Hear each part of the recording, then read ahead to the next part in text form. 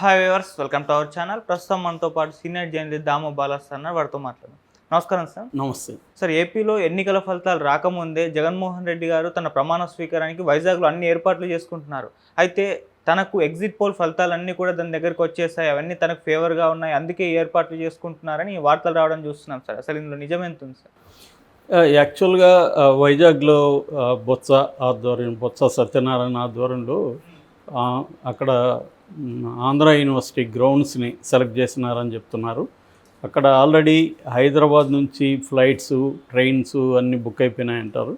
అట్లాగే అక్కడ ఉన్న హోటల్స్, విల్లాస్, ఫామ్ హౌసెస్ అన్నీ కూడా 8th, 9th ఈ 2 రోజులు బుక్ చేసుకున్నారు, ఆల్రెడీ ఫుల్ అయిపోయినాయని చెప్తున్నారు. సో ఎందుకు ఈ హడావిడి అక్కడ వైజాగ్లో జరుగుతుంది? మొన్న జవహర్ రెడ్డి కూడా 2 రోజులు అక్కడ ఉండిలో వచ్చాడు. తెలుగుదేశం మీడియా కూడా జవహర్ రెడ్డి ఏర్పాట్లు చూడడానికి వెళ్ళాడని కూడా రాశారు. సో ఎందుకు ఇంతగా వైజాగ్ మీద వీళ్ళు ఆల్రెడీ జగన్ గెలిచిపోయినట్టుగానే వైసీపీ బిహేవ్ చేస్తుంది, ఎందుకు ఏర్పాట్లు చేసుకుంటున్నారు?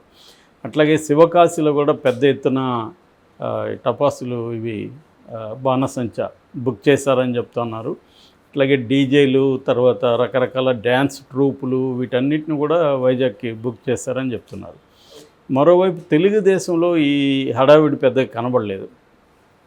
చంద్రబాబు సైలెంట్గా ఉన్నాడు, లోకేష్ సైలెంట్గా ఉన్నాడు. మనకు 2019లో చూస్తే చంద్రబాబు మళ్ళీ మనం అధికారంలోకి వస్తున్నాం, 150 సీట్లు తగ్గవు, ఇలాగో ప్రకటనలు మనకు ఫ్రంట్ పేజీలో కనిపిస్తాయి ఇప్పుడు కానీ మనం పాత పేపర్లు చూస్తే.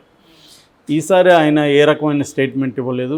ఈరోజు రాసిన ఆంధ్రజ్యోతిలో రాధాకృష్ణ కొత్త పలుకులో కూడా వైసీపీ గెలుస్తుందని చెప్పే వాళ్ళంతా తిడుతూ రాశాడు. ముఖ్యంగా యూట్యూబర్స్ని, మనలాంటి యూట్యూబర్స్ని అంతా కూడా ఆయన తిట్టాడు. అంటే తెలుగుదేశం గెలుస్తుందంటే ఆయనకు బాగానే ఉంటుంది, వైసీపీ గెలుస్తుందంటే ఎట్లా ముందు చెప్తారు మీరని.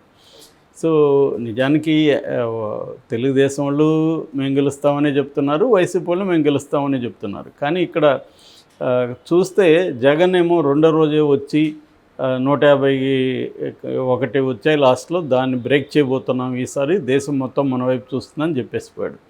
సో మామూలుగా జగన్ ఇట్లా నోటుకొచ్చినట్టు మాట్లాడు ఎందుకు ఇంత ఇది చెప్పాడంటే ఒక ఇది వినిపిస్తుంది. అదేంటంటే ఆల్రెడీ ఎన్నికల జరగకముందే 2-3 ఎగ్జిట్ పోల్స్ని కండక్ట్ చేసి టీమ్స్తో జగన్ మాట్లాడి వాళ్ళకి కావాల్సిన డబ్బులు అవన్నీ ఇచ్చేసి మొత్తం రాష్ట్ర వ్యాప్తంగా ఆ ఎగ్జిట్ పోల్స్కి రెడీ అయిపోయారు. రెడీ అయిపోయి ఎన్నికలు అవ్వగానే మరుసటి రోజు ఇమీడియట్గా రిజల్ట్స్ వాళ్ళు ఎగ్జిట్ పోల్స్ చేసేసి జగన్కి అందించారు. మామూలుగా మనకు కానీ చూస్తే జగన్ కడప పులివెందులకి వెళ్ళి అక్కడ నుంచి వచ్చినప్పుడు 4 గంటలు మిస్సింగ్ అని తెలుగుదేశం మీడియా పెద్ద ఎత్తున రాసింది. ఆ 4 గంటలు జగన్ ఏమయ్యాడని. యాక్చువల్గా ఆ 4 గంటలు ఎగ్జిట్ పోల్ బ్యాచ్తో టచ్లో ఉన్నాడు అతను. సో మొత్తం ఎవ్రీ 175కి సంబంధించిన ఎవ్రీ నియోజకవర్గాన్ని దానికి సంబంధించిన మొత్తం దాదాపు 4 ఎగ్జిట్ పోల్స్ అతని చేతికి వచ్చాయని చెప్తున్నారు. వాటినంతా అతను కూలంకషంగా పరిశీలించి వీటి విశ్వసనీయత అంతా, క్రెడిబిలిటీ అంతా, దేని మీద మనం డిపెండ్ అవ్వాలి, ఏ వర్గాలు మనకు ఓట్లేశారు, ఏ వర్గాలు వేయలేదు, ఇవన్నీ అనలైజ్ చేసుకున్న తర్వాతే తను వచ్చి ప్రకటన చేసి వెళ్ళాడు అని చెప్తున్నారు.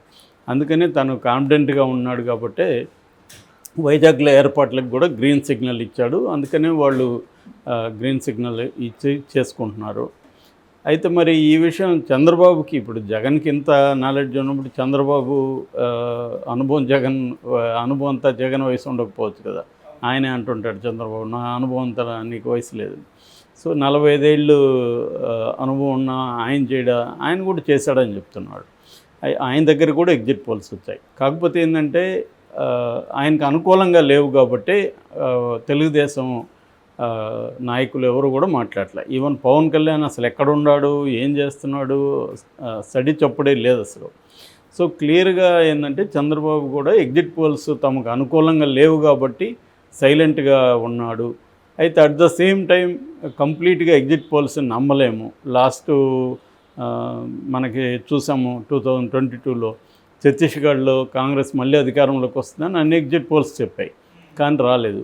ఇక్కడ తెలంగాణలో కూడా కొన్ని ఎగ్జిట్ పోల్స్ మళ్ళీ కేసీఆర్ వస్తారని చెప్పారు, కానీ రాలేదు. అలాగా చాలా చోట్ల ఎగ్జిట్ పోల్స్ తప్పయ్యే అవకాశాలు అనుకుంటున్నాయి.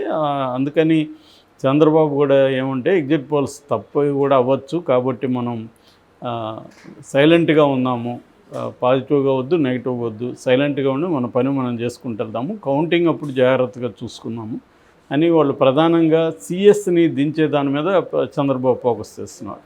ఈరోజు కూడా ఈవెన్ రాధాకృష్ణ కూడా ఏం రాశాడంటే, లాస్ట్ ఎన్నికలప్పుడు చంద్రబాబు ప్రకటించాడు, అయితే ఈసారి ప్రకటించలేదు, కానీ ఆయన మనం అధికారంలోకి వచ్చే ఏమి చేయాలి, ఎలా చేయాలి, తర్వాత పేషీలోకి ఎవరెవరిని తీసుకోవాలి, దీని మీద ఆయన కసరత్తు చేస్తున్నట్టుగా తెలిసిందని రాశాడు. అంటే అర్థమేమి, చంద్రబాబు గెలుస్తాడని ఆయన కాన్ఫిడెన్స్ లేకపోతే ఆయన వచ్చినాక పేషీలు ఎవరు ఉన్నారని ఎందుకు ఆలోచిస్తాడు? సో క్లియర్గా రాధాకృష్ణ తెలుగుదేశం మళ్ళీ అధికారంలోకి వస్తుందని చెప్పడం కోసం ఆ 4 లైన్లు అలాగా రాశాడు. మిగతా వైసీపీ వస్తుందని ప్రెడిక్ట్ చేసిన వాళ్ళంతా తిట్టాడు మొత్తం ఆవేశంలో. చివరిలో చంద్రబాబు వస్తాడని ఆయన చెప్పకనే చెప్పాడనమాట. సో అంటే ప్రిడిక్షన్ మా వైపు చేయండి కానీ అవతల వైపు చేయొద్దు అనేది దాని సారాంశం. సో ఏదేమైనా మొన్నటి వరకు కూడా ఒక మాట అనిపించేది, అదేంటంటే పెద్ద ఎత్తున తెలుగుదేశం వాళ్ళు బెట్టింగ్లు చేస్తున్నారని. కానీ నిజానికి కోట్లలో బెట్టింగ్లు వైసీపీ వాళ్ళే చేస్తున్నారు, కానీ వాళ్ళకి రెడీగా లేరు ప్రత్యర్థులు అని చెప్పి చెప్తున్నారు. ఎందుకంటే ఆల్రెడీ ఎగ్జిట్ పోల్స్ వచ్చాయి, బెట్టింగ్ రాయిళ్ళు కూడా ఎగ్జిట్ పోల్స్ రిజల్ట్స్ కోసం లక్షలు పే చేసి ఆ రిజల్ట్స్ తెప్పించుకుంటున్నారని చెప్తున్నారు. అందుకని లేకపోతే ఎగ్జిట్ పోల్స్ చేస్తే వాళ్ళు ఖర్చు పెడతారు కదా. మొన్న ఒక అతను నాకు చెప్పాడు, వాళ్ళ ఫ్రెండ్ ఎవరో ఎగ్జిట్ పోల్స్ ఒక టీం చేశారు, 3.5 కోటి ఖర్చు పెట్టి చేశారని చెప్పారు. మరి 3.5 కోటి వాళ్ళకి ఎలా రికవర్ అవుతుంది? సో ఇట్లా జగన్కో చంద్రబాబుకో వాళ్ళు అమ్మాలి ముందుగా, తర్వాత బెట్టింగ్ రాయిళ్ళకి అమ్మాలి. సో ఆ కార్యక్రమమే జరిగిందని చెప్తున్నారు. అందుకని జగన్ కాన్ఫిడెంట్గా ఎవరిని మన ప్రశాంత్ కిషోర్ని కూడా ఛాలెంజ్ చేసి ఈ మాట చెప్పాడని చెప్తున్నారు. కానీ ప్రశాంత్ కిషోర్ ఏమో రివర్స్లో మొన్న కూడా 50 సీట్లు కూడా రావు జగన్కి అని చెప్తున్నాడు. సో ఇవన్నీ కూడా ఏంటంటే ఏది కూడా కాంక్రీట్గా మనకి తెలీదు. కానీ ఎగ్జిట్ పోల్స్ ఇప్పుడు నేను చెప్పిందే కరెక్ట్ అయితే జూన్ 1కి మనకి ఈవినింగ్కి తెలిసిపోతుంది. జగన్కి అనుకూలంగా ఉన్నాయి అన్న వార్త వస్తుంది కాబట్టి, జగన్కి అది ముందు తెలుసు కాబట్టి తను అనౌన్స్ చేసేసి కూల్గా వెళ్ళిపోయాడు. అందుకని ఎక్కడ మళ్ళీ తను కూడా చప్పుడు చేయకుండా సైలెంట్గా గైడ్ చేస్తూ ఉన్నాడు.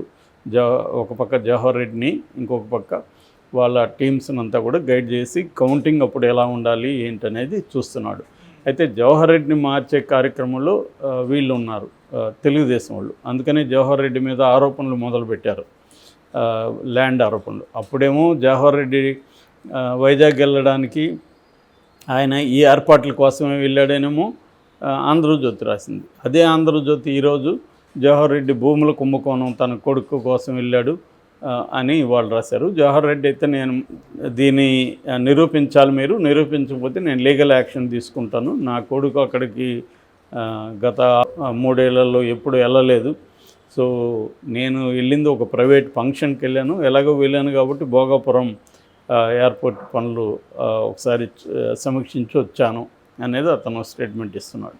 కానీ వీళ్ళు ప్లాన్డ్గా చేస్తున్నారు. అంటే ముందు జనసేన అతను మూర్తి అని అతను ఆరోపణలు చేయడం, తర్వాత వర్లరామయ్య స్టార్టు, తర్వాత దేవినేని ఉమ్మయ్య స్టార్టు, తర్వాత ఈనాడు జ్యోతి స్టార్టు, ఇట్లా ఒక ప్లాన్డ్గా చేయడం. దీని మీద రేపు చంద్రబాబు ఈరోజు నాకు తెలిసి ఎలక్షన్ కమిషన్కి ఇవన్నీ మీడియాలో వచ్చినంత చూపించి ఇది చూడండి ఆయన్ని మార్చండి అని చెప్తారు. అంటే కౌంటింగ్ లోపల జవహర్ రెడ్డిని మార్చాలనేది వాళ్ళకున్న అండర్స్టాండింగ్. మారిస్తే తమ అనుకూలమైన వాళ్ళని తెచ్చుకుంటే కౌంటింగ్కి తమకు అనుకూలమైన ఆఫీసర్లు వాళ్ళందరూ తమ కంట్రోల్లో ఉంటారని. ఎందుకంటే తెలుగుదేశంలో పెద్ద ఎత్తున భయాందోళన కూడా క్రియేట్ చేస్తున్నారు. ఇక్కడే మనకు అర్థమవుతుంది. అంటే తెలుగుదేశానికి అనుకూలంగా ఫలితాలు లేవని వాళ్ళు నమ్ముతున్నారు కాబట్టే ఈ భయాందోళన తెలుగుదేశం కేడర్లో కూడా నాయకులు కూడా భయాందోళన స్టార్ట్ అయ్యి, అంటే కౌంటింగ్ దగ్గర ఏదో జరిగిపోతుందని. కౌంటింగ్ దగ్గర ఎందుకు జరుగుతుంది? ఆల్రెడీ కేంద్ర బలగాలు ఉన్నాయి పెద్ద ఎత్తున, అది ఎన్నికల పర్యవేక్షణ కూడా ఈసారి కొంత స్ట్రాంగ్గా ఉంటుంది. సో ఎట్లాగూ వీళ్ళ క్యాండిడేట్స్ ఉంటారు, అభ్యర్థులు ఉంటారు, వీళ్ళ కార్యకర్తలు ఉంటారు, అందరి దీంట్లోనే కదా జరుగుతుంది.